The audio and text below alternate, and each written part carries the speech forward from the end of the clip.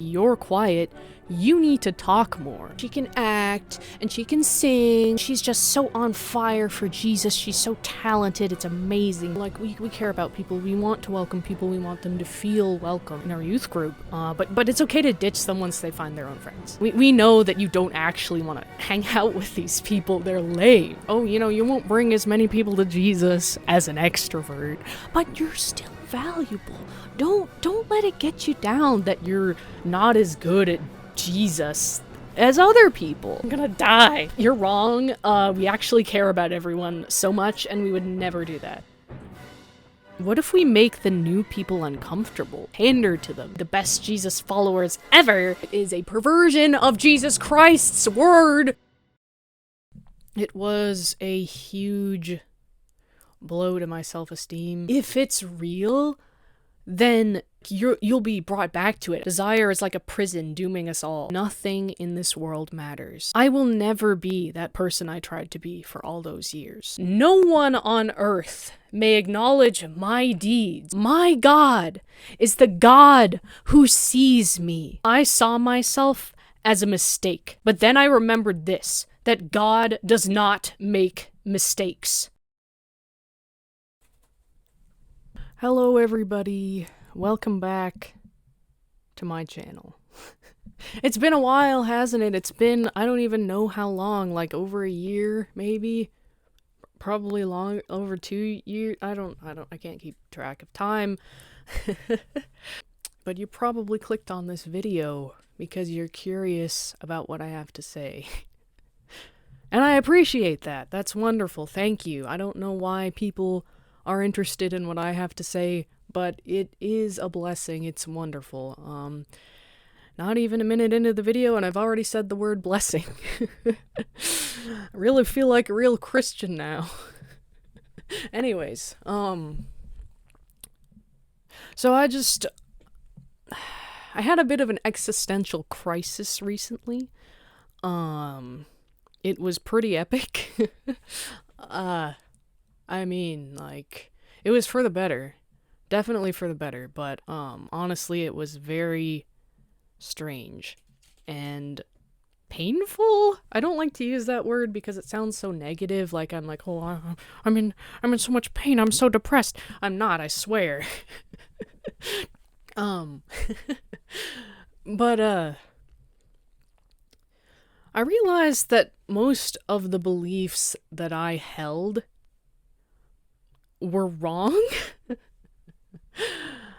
and that my vision was completely clouded. It's like now the scales have been like have fallen off my eyes and I can see, and like I can't see perfectly. I'm learning to see better, but I don't feel blind anymore.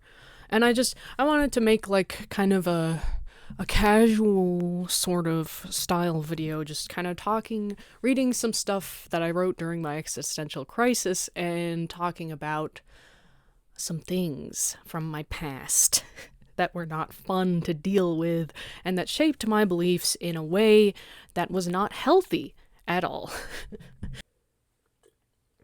So I wanted to start out by reading this comic that I made that was,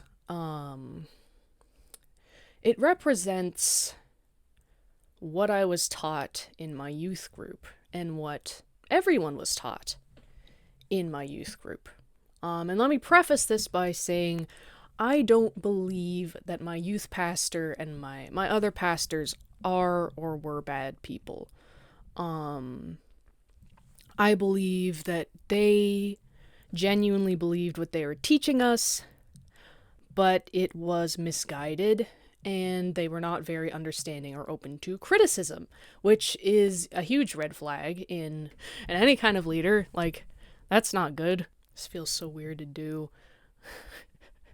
It feels like sacrilegious, like I'm rebelling against God or something. But I'm not. I'm rebelling against church, which isn't, church isn't God, so it's fine. Alright, anyway, comic. I wrote it. Let's read it. Introverts can still lead people to Jesus, just slower than extroverts. But don't worry, God still values you. God values everyone. Even though you'll never make an impact as much as someone like me or some of our young extroverted leaders in this group. Now get out of your comfort zone and talk to as many people as possible. Oh man. I'm laughing about it, but this was seriously what we were taught. I mean, this is a comedic exaggeration. You know, I kind of emphasize the irony, but it's making a point. What is being said, there's truth in it. It's how comics work. Do I have to explain? Anyway, I feel like I have to explain because, like, if my pastor or, like, members of my church who, like, still love that church, my past church, I don't go there anymore because I moved, but if they saw this, they would probably be like, oh, you're exaggerating. That never happened. Nobody ever explicitly said that. Not literally. It wasn't literally put like this in this literal situation. This is an exaggerated thing to make a point. It's a comic. It's comedic. It's, you know, people exaggerate things all the time to make a point. I feel like I just had to say that because there's always going to be naysayers, and these people weren't very receptive to criticism ever. I'll get into that later. But I remember how old was I when I started going to youth group? I think I was 14. A lot of kids started in middle school, but I was scared because the youth group was loud and they had bright flashing lights and music, and it was like a rock concert, and it was scary, and it made me feel sick the first time I went. I was like so overstimulated. I was like, I'm gonna die. And I wasn't the only one who felt that way. There were plenty of people who were like me, who were, you know, like sensory overload, not necessarily autistic, although I'm sure some of them were. But anyways, I was a kid and I loved Jesus, right? I wanted to do my best to serve Jesus. And like, I knew that Jesus was God and I loved him and I wanted to share him with others. And like, I was taught that that's important, because it is. But the methods that I was taught were not biblical, or healthy.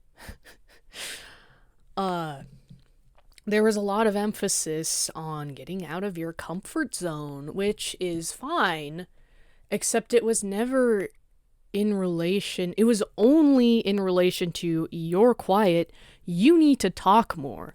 That was it. It wasn't like, oh, you know, you talk too much, you should try to be more thoughtful. It was a double standard. It was, and I think a lot of churches do this. I mean, I've only been to a few churches, so I can't really say, but big churches especially, like, I've heard people complain, you know, I've seen mega churches and what they glorify and all that crap.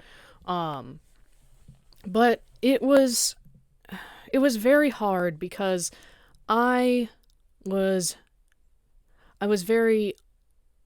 not confident. I was unsure of myself, and I was growing and I was trying to learn, and these people, my youth pastor especially, were like, you shouldn't, like, basically that you're wrong for being like that, and that God doesn't love you unless you're like me, which, you know, like my youth pastor, who was like very just like talking all the time, loud, you know, bold.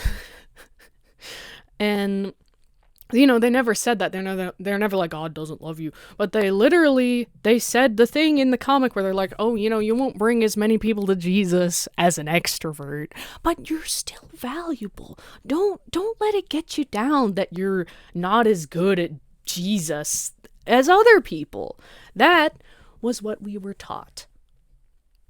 And maybe it wasn't always explicitly said like it was that time. It was more reading between the lines. Like, if you glorify someone being on stage the most, if you're like, oh, this person, she can act and she can sing and and she's just so on fire for Jesus. She's so talented. It's amazing. Like, and then like, well, how does everyone else feel? Like, what about the people who are thoughtful and quiet and want to bring people to bring people to Jesus, one-on-one? It was a huge blow to my self-esteem, and I was constantly trying to force myself to be something that I'm not. There's a huge emphasis on leadership. They're like, leadership is how you bring people to Jesus. Leadership is the most important thing. Leadership. They had a freaking youth leadership program called the core. I don't know why it was called that. I guess because like it's the core of the youth group. The kids are the core of the youth group. And I joined because I was always told, you need to be bold. You need to get out of your comfort zone. You need to be a leader, and that's the only way to serve Jesus. And I was like, okay, if that's what it takes, I will do it. I will do whatever it takes. So I joined the core. I mean, part of it was because I really wanted to make friends, and like there was nowhere to make friends. My youth group was 200 people, like about 200, give or take. Like 50.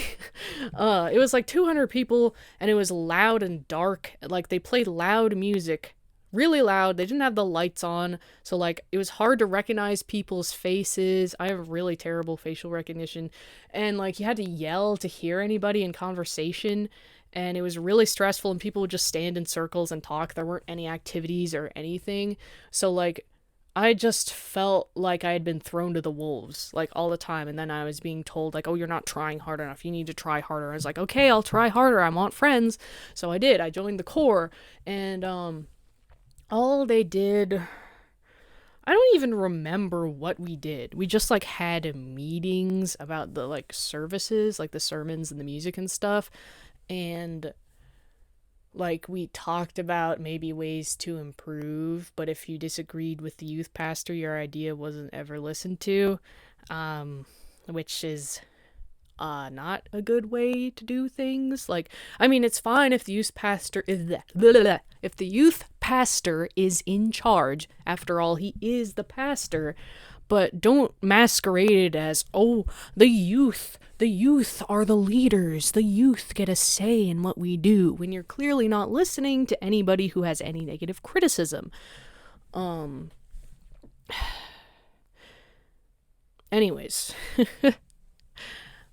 I don't even remember, like, I think what our job was to, like, talk to new people. Basically, like, that was our most important job, and they're always like, oh, you gotta go out there, and you gotta get out of your comfort zone and make someone who's uncomfortable feel comfortable, or whatever, which is fine. That's, it's good to talk to new people and make them feel welcome. Except, the way we did it was not good. I remember there was one meeting where they literally said, they were like, so, it's good to welcome new people and, like, make friends with them, but you don't have to stay friends with them. You just have to connect them with other friends. So, like, you're just talking to these people, making them feel welcome, and then you ditch them as soon as you find someone else. No joke. That is literally something that was said in a meeting one time. And I didn't know any better. So I just did what they said, like, and I know that I can't be the only one, but I was not interested in making friends with any of these people. Like, I didn't care. Like, I didn't care about these people. I just wanted to serve Jesus, Like, I just wanted to do what I was told, because I was told that was how you serve Jesus. I was like, well, like, I don't want to be friends with any of these people. I don't think that these specific new people are very interesting or, like, compelling for me to want to be friends with. I mean, you know, like when you make friends, there's like a certain like attraction, not sexual attraction, obviously, but like an attraction that you have to certain people that makes you want to be friends with them. And a lot of these new people, I didn't really have that. So it wasn't genuine. And I highly doubt that I was the only one who felt that way, especially since like these people would welcome the new people and then they would never be part of the clique, you know, unless they were like handsome or, you know, a woman with like a girl with a bunch of makeup and like a tight shirt or whatever. It was always that way. That's always the way it was. It's so frustrating. It was so frustrating. Just the hypocrisy of it all. Like, oh, you know, like we care about people. We want to welcome people. We want them to feel welcome in our youth group. But it's okay to ditch them once they find their own friends. You know, it's okay. Like we know that you don't actually want to hang out with these people. They're lame. You don't want to talk to these people. I know you don't want to talk to these people. So you just have to talk to them until they get plugged in with someone else. You know, that's your duty. That's what you're supposed to do. Nobody talked to me when I first went. To be fair, I think that was a time before the core was like a bigger thing. It was less emphasized, but I remember going in to the youth group and it was super loud and overwhelming and everyone was in their little circles talking and like everybody seemed so cool and like self-assured and stuff, and like they're comfortable with the loud music and everything. And I remember just like a leader, like a youth leader, like an adult, came up to me and she sat with me, and I appreciate that. Like that was good, but like, you know, because she helped me feel more comfortable. But like I wanted friends.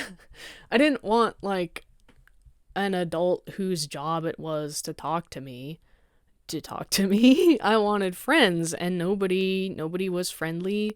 Nobody came up to me and talked to me. I think I briefly said hi to like one of my cousins who was there or something, and like, you know, we were friends, like we were cool, but like we just, I don't know, they're busy, and I was like, hey, I don't want to bug him. So there was that.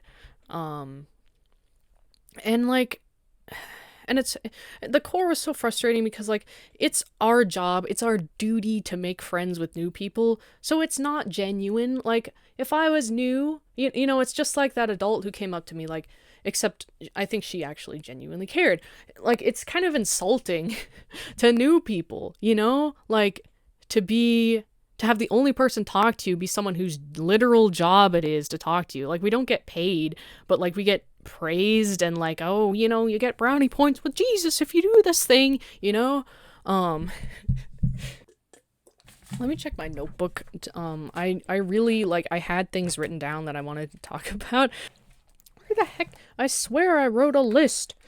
Where is my list? Where is my freaking list?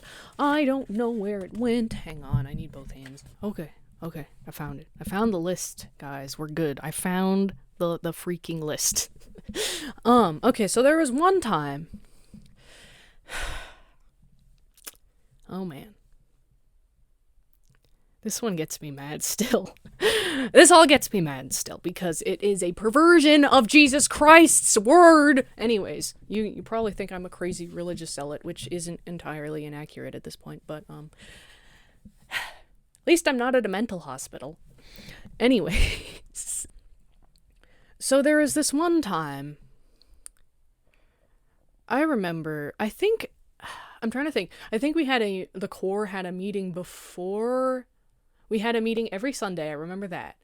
And then I think in youth group was on Wednesday nights, so I think we like met before youth group to like sort of hype each other up or something, I don't know. And so we were kind of given the general like plan of the night of what, you know, what the sermon's gonna be, what the music is gonna be, what the theme is for like the music and the sermon, because like they work together. But I remember, so like we knew what this night was gonna be, and then like the worship music started, and it was, you could just feel like the presence of God just like fell from the sky and filled the room. It was like fog. I mean, there was literal fog because there were fog machines. But anyways, you could feel it. It was thick. It was like this thick presence. Like anybody who's felt a spirit, like whether it's God or like any other spirit, like you know what it feels like when a spirit enters the room, especially when it's the spirit of God, because he's so big and powerful. And I remember the pastor, one of the youth pastors, he was my favorite youth pastor. He later left the church and started his own church, and I missed him greatly. But he went up and he started talking. I don't even remember what it was about. Like, I don't remember the specifics. I just remember, like, he was talking and it turned into this night of worship, like revival, like people would call it revival probably, like where you're sitting at the, like, they always did this thing where like they call you to the altar, which is like basically the front of the room. And like, you know, they're always like, oh, we call it the altar because it's where things go to die or whatever, which is kind of a weird thing to say. It sounds kind of weird, but basically it's like where I remember I got on my knees and I just surrendered so much to God in that moment. Like, I remember bowing down and singing, and I was probably crying because, like, whenever I feel the Spirit of God so intensely, I get emotional. It's a common reaction for people, I guess. So, like, I felt so close to God, and I felt like this is what I have been searching for. Like, I've been trying to find this for so long, you know, my whole life. And in this youth group, like, I've had little bits and pieces of it in this youth group, like when we'd sing, and like I felt like, oh my gosh, I'm overcome, I need to get on my knees. And like, so, you know, I was doing that and I felt so close to Jesus. I felt like this is what it means. You know, this is a taste of God's power and his glory and his goodness.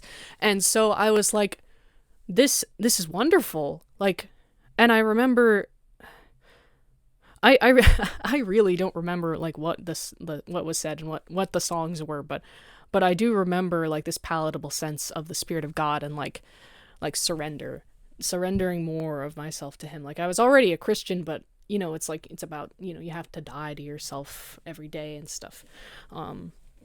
Surrendering more and more of yourself to God. So that night, I felt that was what the youth group was missing. And looking back, I know, you know, community was a big thing that was missing from the youth group as well, and actually challenging people, that was also missing, but a big thing was the Spirit of God was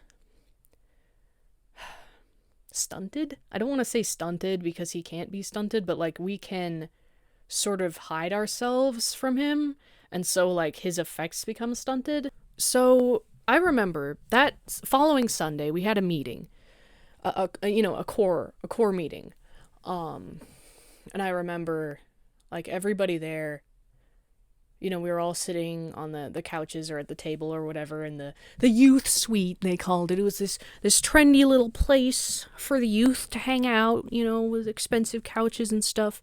It was a really cool room, but I always questioned, like, why are we spending all this money? What is the purpose of this? Anyways, so we were there, and there were people, and some of the people were like, that was really cool. Like, that was awesome. I loved that. And I was like, yeah, like, this is seriously what we're missing. This, like, we need to do this more. We need to take shotgun and let Jesus take the wheel. You know, that's what I was saying. Like, that's what I didn't say that literal phrase because who would? But, so I said that. And then immediately, like, I don't remember who it was. It might have been the pastor. I don't know if it was like a student or if it was the pastor who first said it. Either way, it was reinforced by the pastor later if it wasn't him. Someone was like, it's not a good idea to do that, because like, what if we make the new people uncomfortable?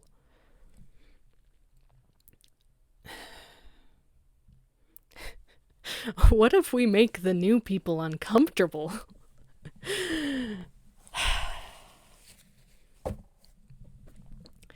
There are multiple instances in scripture where people would come up to Jesus and they would be like, Lord, I want to follow you. And he would almost discourage them from following him. He would be with the rich man, like he was like, what do I need to do to enter the kingdom of heaven? And Jesus was like, you have to sell everything you own. And he was like, oh man. And he walked away. And there are multiple instances. I'll see if I can find them, because I don't want to just be like, oh, it's in the Bible, trust me, bro. Emphasizing the cost, how costly it is. To follow Jesus, you have to be willing to give up everything. Not everyone has to literally sell all their possessions, but you have to be willing to do stuff like that if you want to follow Jesus fully. Which is really hard to deal with. It's a really scary concept, honestly, because like control is what we want as humans. If God was like if an angel came down from heaven and was like, you need to sell your house and all your books and everything you own and go live in the woods and preach the gospel to people, and like, that would be terrifying. I wouldn't want to do it. And so my point is, not the youth leadership group, the core of Christianity almost is being uncomfortable. Like, an encounter with God will make you uncomfortable, because the scripture's like, oh, you need to deny yourself to follow God, which basically means like, don't listen to your desires and don't do the things you want. And that's not something we like to hear. I know I definitely don't like to hear that, because I want to do everything my way all the time. So I remember I was so frustrated when I heard that, because like, someone was like, oh, it makes new people uncomfortable or whatever. Like, it'll make new people uncomfortable. It'll disorient them if they walk in the room and people are singing and like praising God. And I'm like, isn't that what this is about? Like, shouldn't they get a taste of what God actually is, instead of this watered down BS that you keep shoving down our throats that doesn't actually have any substance to it? Like, shouldn't we start with the presence of God? And if they don't like it, they can leave. Like, I don't care. Like, people can do what they want. We don't have to trick people into coming in because, oh, we gotta make sure they feel comfy in their comfy seats on a Sunday morning. Like, I don't care if you're uncomfortable with the truth. Like, if you leave and, like, you don't like what you saw, you don't have to come back.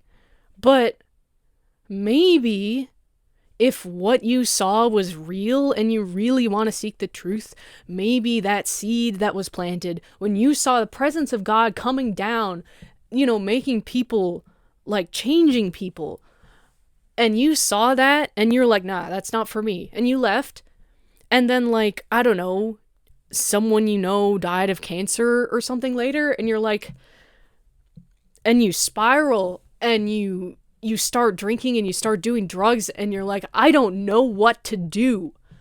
And then you remember that time that you showed up at church and you saw these people and they were genuinely, like, they looked happy. And, like, maybe they were crying. But, like, if it's real, then, like, you'll be brought back to it. And, like, if you're not, then, like, those people won't be open to it anyway. So, like, why pander to them? So a lot of you might be like, Squeezy? This is insane. Why are you talking like this? Like, what is wrong with you? What happened to you? And like, and this is where most people would probably be like, well, I found Jesus. I found Jesus. And that's why my life has changed. Which, sure, like, that happens. Yeah, absolutely. But, I was a Christian the whole time, okay? Like, I was, and then, like, there's the thing of, like, well, just because someone says they're a Christian doesn't mean they're a Christian. I was a Christian. I was just confused, is all. I didn't really know what I was talking about before, which is, probably why my videos were so all over the place in terms of my beliefs. And this is something I would like to talk about in another video because it's very, it's a whole other topic for another time. But basically, I got deliverance. I got delivered, and if you don't know what that means, should I go into it? Okay, basically, it's like exorcism, and a lot of people are like, oh, Christians can't have demons in them, which is not true. And it's not like being full-on possessed like it is in the movies. It's not like you're climbing up the walls. I mean, sometimes it is. Like, I'm not trying to say that doesn't happen. But, for most people, it's just like, basically, like, you have a bunch of garbage in your spiritual house, and, like, you need to get someone to help you clean up, because that garbage can influence you. And by garbage, I mean, spiritual baggage and, like, spirits and stuff. And a lot of people, like, Christians think it's crazy. Non-Christians think it's crazy. I thought it was crazy. I thought it was crazy even when I was doing it. Even, like, after I had got it done. I was like, this isn't real. Like, I don't feel any different. Like, these people were just talking at me for 5 hours straight. Like, this is insane. There's actually a lot of evidence for it. Like, people are like, it's not in the Bible. Well, it's technically true, but, like, like, reading between the lines. I can go through the evidence later.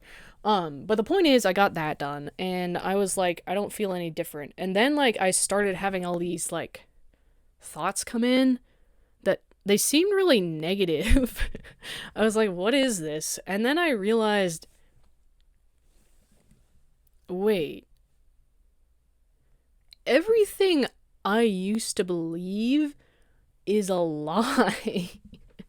And a lot of it may have been true to an extent, but, like, it was always, like, twisted, or, like, there was a shadow over it or something.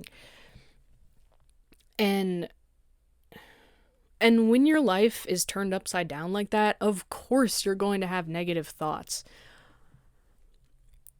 It's only natural. So let me read some of the things I wrote on December 11th, 2024. So I hated life, because the work that is done under the sun was grievous to me.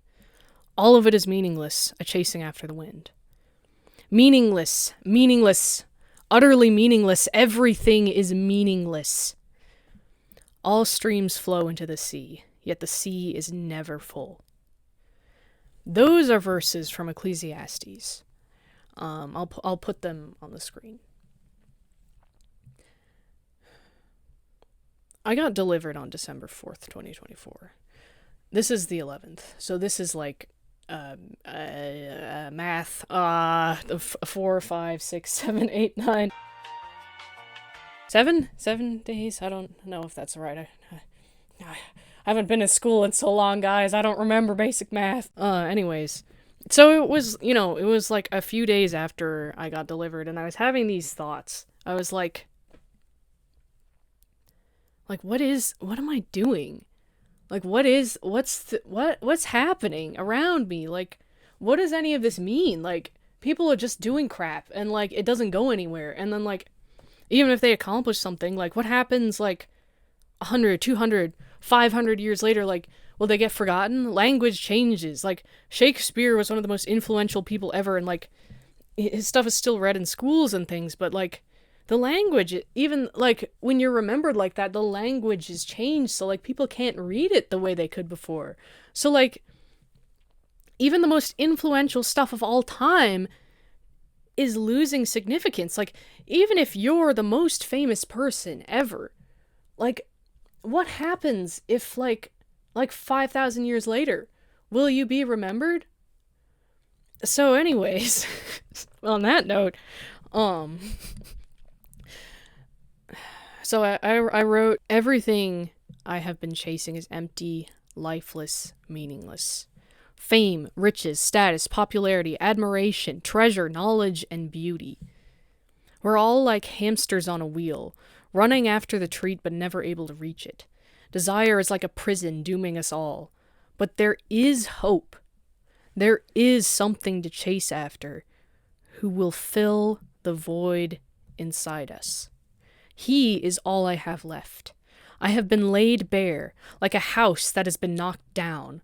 I must build a new house. And here's what I wrote next. This was on December 17th. Christians and nihilists have one thing in common. The idea that nothing in this world matters. The difference is, nihilists can do whatever they want, while Christians know that the unseen has eternal value. And here's an illustration I made. On the left-hand side was me when I drew this, and it was wintertime, so I was dressed comfy. Because of what I was taught in youth group, and because of the messages online and stuff, like, how, influencers and stuff, I became the image on the upper right. And I loved it. At the time I loved it. Like, I was like, this is my true self. Like, I'm expressing myself. Like, I love this fashion. I love, I love these colors and these designs and stuff. And like, sure, like, it looked cool. I look back and I'm like, I like the way that looks. But you see the details here. This was very uncomfortable to wear, and I wore it all the time. Like, every time I went out somewhere, I mean, not literally every time, like, if I went out every day, I wouldn't dress like this every day, but every time I would go out somewhere, I would dress like this. Like, a skirt and, like, fishnets and boots that are actually pretty cool, and a corset and a shirt and full makeup and earrings and necklaces and bracelets. And actually, I don't think I wore bracelets. I just put bracelets on this character because she doesn't have a neck. And, like, hair things, and, like, I would shave my head, like, the sides of my head I would shave because I liked punk rock stuff, and I was like, oh, it's cool. That was a lot of work. That was a lot of work, and the reason I did it, it was not because I was expressing my true self. It was because I was trying to be something that I was taught was cool. And part of it was like, oh, I want to rebel against what I was taught in church. But I wasn't doing it the right way. I was just like, well, I can be goth and be a Christian at the same time. Which I guess is technically true because goth is really an aesthetic now, and it's not like witchcraft, although it has roots. Anyways, so, like, I put on this outfit, and I felt really cool, but, like, it was hot, and it was itchy, and, like, it was hard to do things. Like, I couldn't run because the skirt was kind of short, so, like, I was worried about that all the time, and, like, it was very stressful.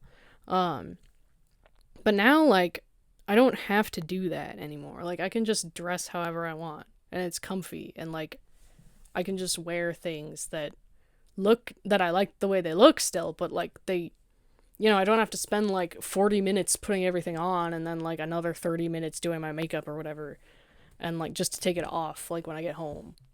But the meek will inherit the earth, Psalm 37:11. I was repeatedly told in youth group that I was too quiet and needed to speak up more, while simultaneously being told I would never be a leader as an introvert, with the unspoken rule that leaders bring the most people to Christ and therefore are the most important. A leader was someone who spoke loudly and boldly about everything, sang with the most passion in church, never showed fear or insecurity, was charismatic, and had the most friends. I was fearful, doubtful, shy, awkward, and was only friends with those who were as quiet as me. I became sick of this and would do anything to shed this identity. I paid close attention to the behaviors that others liked and began to select those desirable personality traits. I even started going by my middle name. I became a false extrovert, lying to myself and others about my identity. It was exhausting. My eyes have been opened. I was a fake, an actor. I wanted to please God, but I was only denying who He created me to be. I am quiet. I'm sometimes awkward. I like to be alone. I'm full of doubts and full of faith. I'm not a leader. I'm not even that smart. But I am full of compassion and desire, a hunger for the truth and a hunger to proclaim it to others. I will never be that person I tried to be for all those years. I will never be cool. I might die and have the world forget me, but I would be satisfied because I dedicated myself to seeking truth with all my heart, mind, body, and soul. And I, hopefully, shared that truth with other tortured souls, and maybe gave them a little glimmer of hope in this dark and desolate world. I saw myself as a mistake, but then I remembered this, that God does not make mistakes. You don't need to be a leader, a pastor, a singer, an author, a celebrity, a prophet, a doctor, a politician, a genius, or even an extrovert to please God. Those things are how the world measures success. Be real. Be authentic. Yearn for truth. Seek it and proclaim it. Don't force yourself into a box God didn't create for you. Store up treasures in heaven, not here on earth. I'm okay with the prospect of not becoming famous one day. I have never felt seen when I was popular and my peers adored me. Why would being adored by thousands of people I don't know and don't get to have anything but surface-level interactions with satisfy me? It is an endless desire. No, I will not succumb to it. No one on earth may witness my successes, but God does. No one on earth may acknowledge my deeds, but in heaven my deeds will be rewarded. My God is the God who sees me. Something I didn't mention is that when I took on this identity, this false self,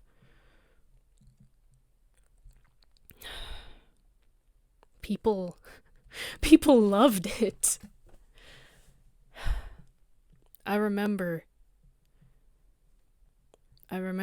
it started when I was 18. Really? You know, I had left youth group, I had left that old self behind me, that awkward, mentally ill person who was creepy and weird and didn't have friends. A person who didn't know how to interact with people, who dressed, to hide their body, who looked like a dude. I literally looked like a dude. I dressed like a dude because I didn't want anyone to see me for who I was. So I became 18, and obviously I left the youth group because I was 18. So I started going to the young adult group at my church, which wasn't much better in hindsight than the youth group. At the beginning it was basically the same, except none of the same people were there. But it was a lot better for me, because guess what? I changed. I became who I wanted others to see me as. I became an extrovert who didn't care what people thought, and who was very, very thoughtful and intelligent and insightful in discussions, and who was very authentic and who cared about other people. That's what I became. And though there was some truth to it, I did want to be around people. I loved having friends, but it was all shrouded in, like, what's the word? Like false things. I don't know what the word is. Like fake stuff, like imitation stuff. But people ate that shit up, man. I was there and I was telling stories and like, I was still a little, I was awkward at 18, but it escalated and like I remember like this is a whole other story, but later my mom got sick and I started drinking and stuff, and so like I was like, this is bad. I should go to AA, and I'll make a whole other video about AA sometime because that was an interesting experience. But basically, like, I went to AA and I completely left that identity behind me. I was like, I am not afraid to speak in front of people. These people in AA, they may try to make me uncomfortable by forcing me to speak in front of them, but I'm not going to show them that it makes me uncomfortable. Because it doesn't make me uncomfortable. Nothing makes me uncomfortable. Never. I'm not uncomfortable. And so like, and I became this person, like, I would compete with like, I joined the clique of young people, and I competed with like the leader of the group, and like, and I was like, I don't want to be the leader of the group, but I want to show everyone that I can challenge the leader of the group, and I could totally be the leader of the group if I wanted to. And, like, people respected me. Like, they thought I was funny. Like, they would laugh at stuff. Like, if people say you're funny, that doesn't mean they think you're funny. But if they actually laugh at stuff you say, then, like, you at least get the social points, whether they think you're funny or not, and then you're perceived as funny. So, a lot of people, like, they would laugh at my jokes. I had the charisma. People liked me. And people saw me as real, too, which was really strange because I wasn't being real at all. I was being just real enough that people would think that I was being authentic. And so disaster struck, and I ended up going to a few mental facilities. Only 4 in 2 months. But that's a whole other story for a whole other video. So I went to those places, and one of the places that I stayed at for a month. It was a long-term facility. It was like a house thing where they feed you all kinds of bullshit and make you feel better about yourself, and don't really teach you how to improve. And so I was there, and I made friends with people. Friends. These people were awesome. Let me just say, like, my peers they were really cool, most of them. A few of them were not, but most of them were really cool. And, I'm still part of a group chat with some of them. If they saw this video, I don't know if they would still want to be friends with me. But, anyways. So, like, I scored big points with these people. Like, we hung out all the time at the scary place. That's what I call it, because it literally gave me PTSD. I was diagnosed with PTSD after this whole experience. So at the scary place, like, I had big social points with these people, and I had big social points with the therapist because I was sharing my feelings. I was talking about, what's really going on inside me, in my brain and in my heart. I was authentic and I was real, and people loved that and stuff. And like, I left after a month, and we don't really talk anymore. I wasn't actually friends with any of these people, even though I thought I was. And that's not their fault at all. It's just we didn't actually make any connections with each other. We were just bonding because we were scared, I guess. Trauma bonding, whatever it's called.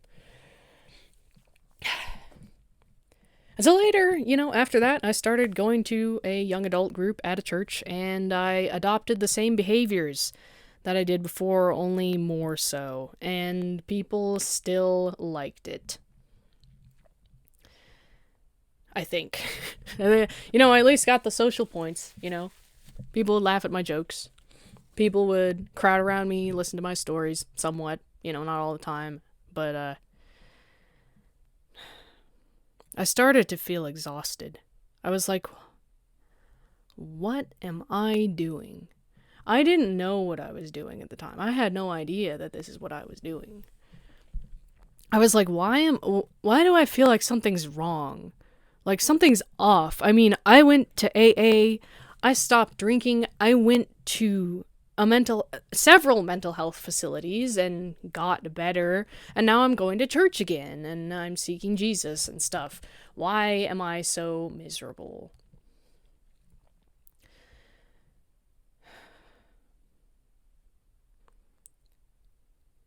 When I met my husband, I don't know how. But he somehow saw through this facade.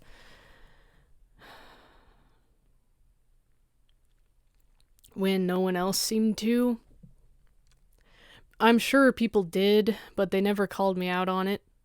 They never associated with me. They never saw my potential. They never saw who was underneath like he did. And, being with him changed me so much. But I was still holding on to that identity because I thought that was who I was consciously, subconsciously. It was because I didn't want to accept that wasn't who I was and that I had been living a lie since I was 15 years old. And how old was I? Last year was 2024. I was 23 at the time.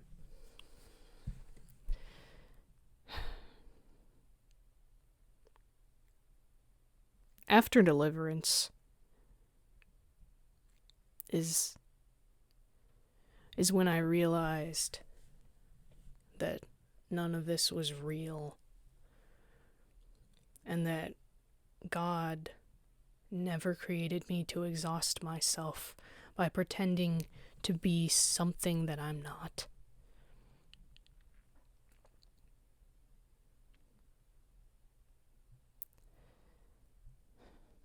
Let's continue. A lot of this stuff led to a lot of conflicting views on myself and the world and my role in the world and other people's roles in the world and church and God and, everything. Everything. It literally, it got its roots into everything like a, I don't know, thorns or something. I mean, that's like a metaphor that's used in the Bible a lot, right? It's like, like weeds. Like it choked out the good plants. These headphones are like crushing my ears right now. And this might be something I make a whole video about later, but basically, like, my church, it wasn't only in the youth group, it was like this sort of mentality of leadership being the most important thing in the world sort of infected the entire church, basically. I don't know if that's just like a big church problem or what. My church wasn't a mega church by any means, but it was, it was a big church. And like, they would always push for like, people are gonna hate me for talking about this. They would always push for like women leadership in church. I don't think that that's bad necessarily, but in my personal beliefs, I think the entire system is messed up. But I'd have to do more research on it. Like, it seems like the most effective churches are like the ones that meet in people's houses, really. And the things that are talked about the most are when like Paul or whoever would like go up in front of crowds of people and like preach something. It wasn't like he's like, okay, it's 11 o'clock on Sunday morning. It's time for me to preach the sermon that I wrote for the entire week. Like, that's not what it was, So I don't think that things are the way they're supposed to be in the modern American church. Anyway, so technically, like, hot take, pastors aren't doing their job very well. The point is, something is wrong, and, like, they put so much emphasis on leadership, and I remember being so confused because, like, the Bible's always like, wives, submit to your husbands, or whatever, and I was like, okay, so he's the leader? so he's more important because that's what the church taught. They were like, okay, wives should submit to your husbands, like that's in the Bible and stuff. But then they're also like, but leadership is the most important thing, and it's how you lead people to Jesus, and it's the most important thing in the whole world. And so, okay, I wrote this recently. Old thought and conclusion. Leading is the most important thing to God. God forbids women to lead in church. Therefore, women are not important to God. And I was like, that can't be true because, like, Jesus treated women like equals and stuff. So it was just like cognitive dissonance. I shoved it in the back of my mind. I was like, I don't understand this. This doesn't make sense. And I didn't do it consciously. I wasn't like, I'm going to ignore important doctrine in the Bible. Nobody does that. I was like, I don't know what to do with this. So I just didn't think about it forever. But then what I realized, I sort of like rejected, because of this, I rejected the thing of like, oh, women, are less of leaders than men, because I was like, that can't be true because that would mean women are not important to God. And I know that that's not true. So that was my conclusion. I was like, it has to be that women, are just as equipped at leadership as men. That has to be the only conclusion. If leadership is that important to God, he wouldn't do that to women. So that is what I used to think. And here's my new definition, new thought that I had. God puts little emphasis on leading the way we see it in the modern church. Now everything is about preaching or singing from a stage in front of thousands of people. And I put an arrow and it says the world's definition of success. Subconsciously, we think that gives people a lot of brownie points with God. Okay, there's more. Jesus told us to be fishers of men. He told us to tell people about him and serve others. Those are the most important things to God. He did not instruct us to get up on stage and give speeches that bring people to tears.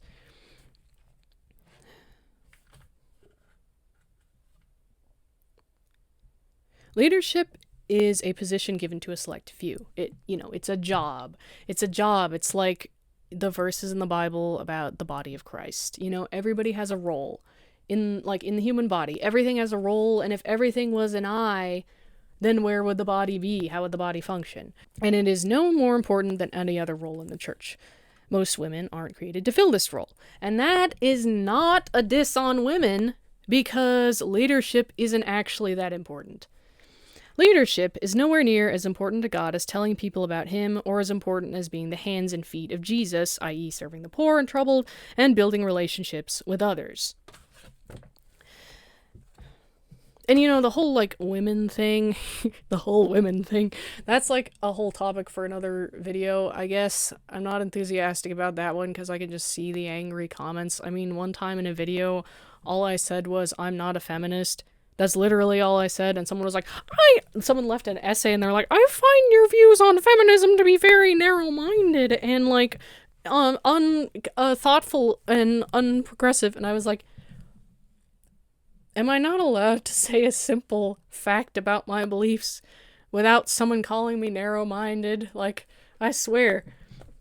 But anyways, the point is, I was constantly fed this idea that leadership is what God wants, and that's it. In conclusion,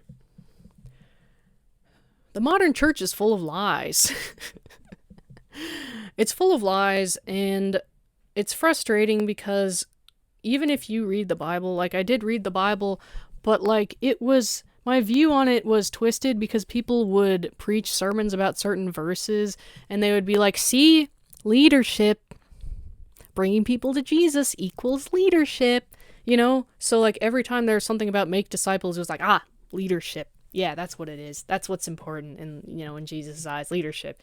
So it was this weird, glasses that I was trained to wear all the time that distorted things. So even when I did read the Bible, it wasn't actually what the Bible was saying, which is a horrible thing to do to people, honestly. And I don't think it was malicious, intentionally done by these people, but geez, if you're in charge of that many people and you're like misleading them so much, like, I don't know, the road to hell is paved with good intentions. I'm not saying these people are going to hell. I'm just saying, like, you can intend something to be good and then cause a ton of harm, like I probably did with some of my past videos.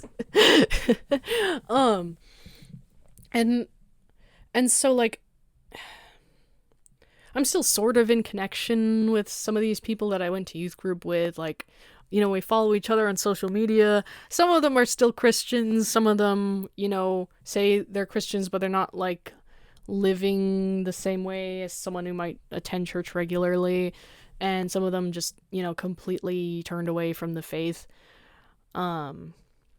If any of you guys are watching this video, like, thank you, first of all, but also, like, we're all in the same boat. Like, maybe we've reached different philosophy conclusions, but we all went through the same thing, basically. I mean, you know, some of us were popular, some of us were unpopular, but, like, we were all fed these false sort of doctrine things about Christianity and the Bible, and, like, and you know, like, if you turned away and stuff, like, I absolutely understand why, because, I mean, I stopped going to this church. I didn't like it. Like, it felt wrong, and I didn't know why.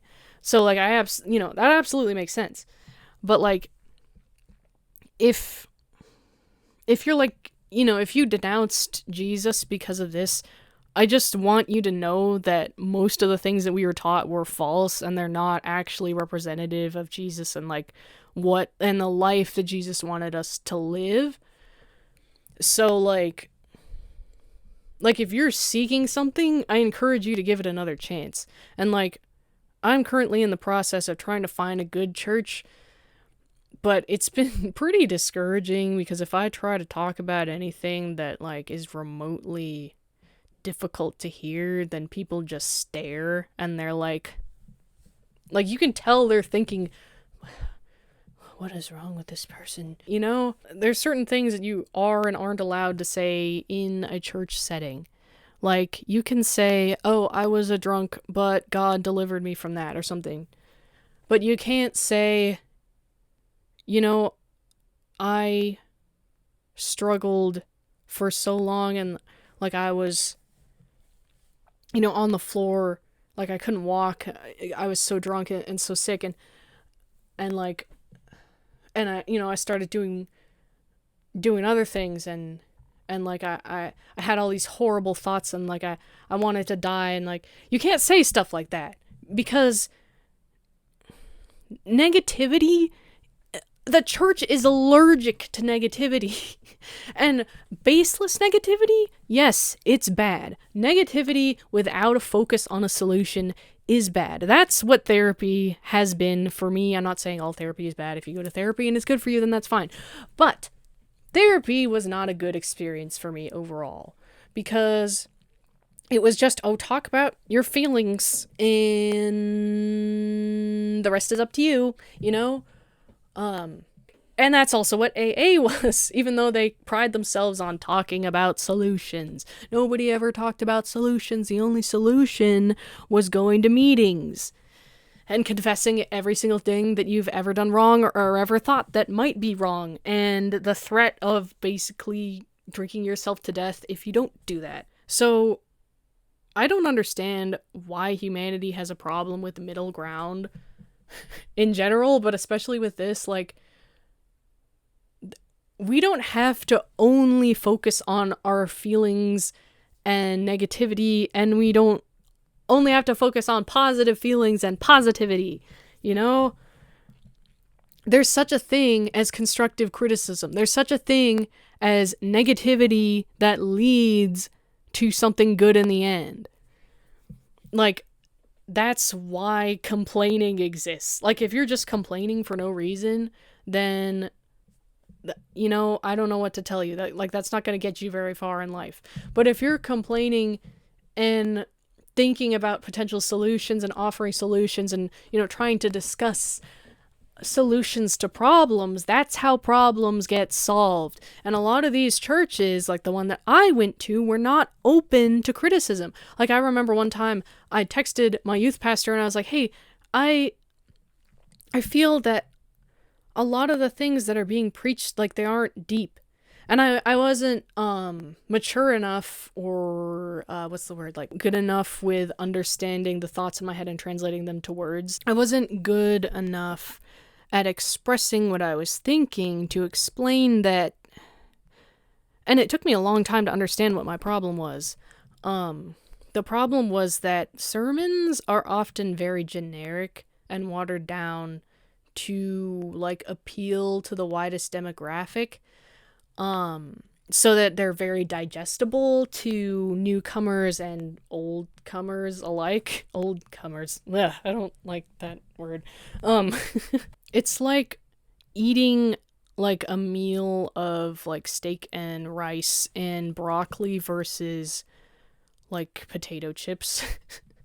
And I'm still learning about how things are supposed to be done, but, like, when you're just being talked at, and said generic things at you, like, oh, God loves you, or the devil is real, or whatever, and they don't really explain what that means, and, like, what the definition of love is, and what it means for the devil to be real, and what he wants to do, and, like, what his goals are and stuff. Nobody ever went into detail about that stuff, and I was very confused, and I was missing a lot of that information.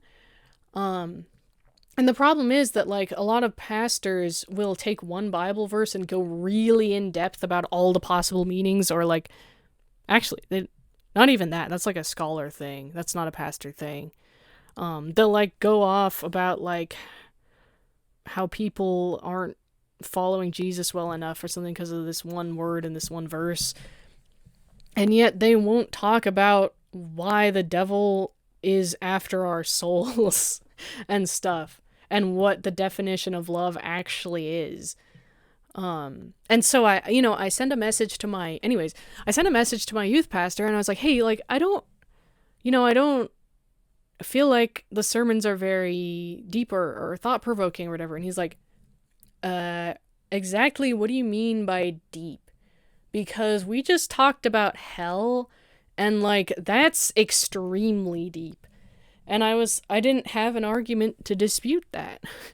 I was like, well, hell, I guess, is a deep concept, so I guess I was wrong. But I don't remember anything that was said about hell. Like, in all my days, I don't remember a single sermon from my youth group. And also, like, it could be argued, like, oh, you have a terrible memory then. Okay, sure, whatever. But I feel that those things would have impacted my life in a certain way. The only thing that I brought away from youth group was that introverts are losers and they can't serve Jesus as well as extroverts do. That's what I learned. That's the only thing I remember. Because maybe it was said that everyone is valuable, but if your actions treat half of your youth group like garbage, then no one's going to take you seriously. And I remember another time. Jeez, this video is so long. I remember there was this one time. No, okay, so I'm going to try and speed through this. My youth group did this thing. It was like an awards ceremony, which sounds really bad looking back on it. But it was called the Golden Bulb, because, like, the Golden Globes, but like a bulb because light and Jesus. And so, like, you know, you dress up, and it was like prom, but for church, and that was cool, I guess. I mean, I remember my mom was always like, that's weirdly material, like, why is a church doing this? And I was like, oh, I don't know, but it's cool. I mean, I was homeschooled, so I didn't get to go to prom, and I was like, I get to buy a gown from a thrift store, and it's, like, really fluffy and pretty, and I love it, and it was fun. But they did this, like, award ceremony thing, And I didn't care much for the awards, really. I was just there for the hors d'oeuvres and the fancy clothes. That was really fun, especially for a homeschooler. So I loved that. But, like, and the awards were fun, like, don't get me wrong, but they didn't, I don't know. They were dumb. I mean, I wish I still had a pamphlet for what the awards were, but one of them was "Don't call on me, I didn't raise my hand" or something, and it was like, "Hey, let's get the shy people out of their comfort zones by calling them on stage. Haha, isn't that great?" And I was like, and if you didn't go along with it, then it's like, well, you're the person who needs to be put on stage, clearly, because you're a loser, doesn't want to talk to people. Anyways, I had these, like, acting groups called Human Video. That's a whole other thing, but I was part of a team, and I remember, like, we got an award for, like, wildest team or something. I don't know. It was fun. It was fun. And I remember I got an award. I was surprised, like, because I was like, people know who I am, but I got an award, because there were only, like, a few awards, like, there weren't that many, and I got an award that was called David's Heart, and it was, like, for somebody who, like, worships their heart out, basically, like David did, and, like, I was so proud of that for a long time, but looking back, it's like, that's just a reflection of all the stupid values that they had. Not that, like, what David did was cool, but, like, this idea that you have to be as expressive as possible, and that means you love Jesus the most, kind of thing. Like, nobody ever said that, but, you're encouraged to, like, express it out loud and raise your hands and sing and stuff. And which would be fine on its own, because, like, it's good to praise the Lord. It's, like, in the Bible so many times, but, like, if the rest of your narrative is that quiet people are wrong and loud people are right, then that just feeds into the narrative. And so, I got those 2 awards the same night, and I was so happy, and, like, I felt so good. Like, my self-esteem, like, was lifted a little bit. And that was, like, at a time when I was going through so many, like, mental health issues. And so it was just such a joy to experience. And I remember later, I think it was, like, my senior year or something. This was, like, sophomore year when this happened, when I got the award. There was one award that it was, like, the Picasso or something. And I remember I was nominated, but I didn't win. And I was surprised by the person who did win. 'Cause she had already won another award, and it wasn't a team award. It was, like, an award, like, for most bold person. I don't remember what it was for, but it was something like that. And then she got this Picasso award, and I was like, wait a minute, like, why did she get 2? Like, I know that I had gotten 2 previously, but one of them was a team award, and she got 2 in the same night that were both just about her. And I was like, that seems unfair. Like, why did she get 2? And she was, like, one of the favorites. Like, the pastor loved her. Like, all the pastors and leaders loved her, and she was super nice. Like, she was a good person. But, and I remember later, like, I messaged my youth pastor again, and I was like, hey, well, like, why did she get 2? That seems kind of unfair. Don't you think you're playing favorites here? And I remember he answered, and he was like, well, you got 2 awards that one year, so who are you to talk? And I was like, okay. And he was like, well, we do this to raise people's self-esteem, and we give awards to students who we think deserve them. And it's not like that one dude and he listed the name. It was like a guy who was new, and he wasn't super popular, but like he served after church sometimes, and he got an award for like being a servant, or like a servant's heart, which is a good thing in Bible terms. It's not like you're lesser than anybody for being a servant. It just means you're like, you're kind and generous and stuff. And so he mentioned this guy, and he was like, see, this person, he's not one of the populars, but he got an award. And, we're not doing that. It's not a lie. It's not a lie. Like, we really think he deserved the award. And he's not popular, so he got an award. And he was like, so we're clearly not playing favorites. And I was like, well, I was young, so I didn't have a dispute to this. I didn't see that he wasn't actually addressing my original point. And I didn't see that he was just deflecting, and that he was not, like, being honest. I didn't see that. I was a kid. I didn't understand. I was like, well, he's the pastor, so he knows what he's doing. And part of it was, like, I was envious of this girl at the time because she was, like, the girlfriend of the guy that I had liked for a while. So, like, there was that, and then she got the art award, and, like, I was known for making art, so he was probably like, oh, like, she's just, being, like, a jealous teenager or whatever. Which, I mean, may have made it feel a little more unfair in my mind at the time, but this was a pattern. This wasn't just a one-off thing, And then, like, every time I would try to give any criticism, like, the time about the music night, the revival thing that happened, the time that I listed a minute ago that I can't remember because my short-term memory is really bad, and then the awards thing that I just mentioned. And there are so many things like that, but those are just, the three big ones that I remember very clearly.